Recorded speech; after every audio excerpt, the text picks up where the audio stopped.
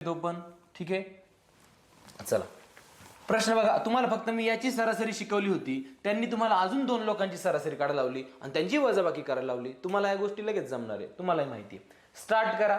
सूत्र तुम्हाला माहिती काय करावं लागेल बघा।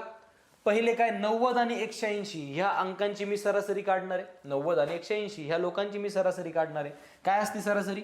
पहिली संख्या अधिक शेवटची संख्या भागिले 2, बरोबर का नाही? काय येईल सांगा सरासरी? 90 आणि 180 270 होता, जर तुम्हाला पाढा पाठ असेल तर 270, 270च्या निम्म करा, 200च्या निम्म 100, 70च्या निम्मे 35, 135 आला।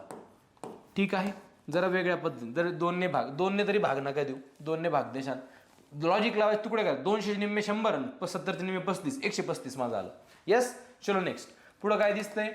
80 आणि 160 यांची सरासरी काय येईल? यांची सरासरी बेरीज किती झाली? 8 आणि 7 14, 240 याची बेरीज झाली भागिले 2, 200चे निम्मे 100, 40चे निम्मे 20, 120 आले। एखादा म्हणून जर किती सोपं होतं की 24चे निम्मे 12, यस तसंही करू शकता। हे झालं। मग त्यांनी विचारलं की याची सरासरी आणि याची सरासरीपेक्षा कितीने जास्त आहे? 135 हा 120 पेक्षा कितीने जास्त आहे? हा याच्यापेक्षा अधिक 15 आहे, 15ने जास्त आहे। कुठं दिसतंय? खूप इझी लेवलचा प्रश्न होता हा, सुद्धा इझी लेवलचा प्रश्न होता।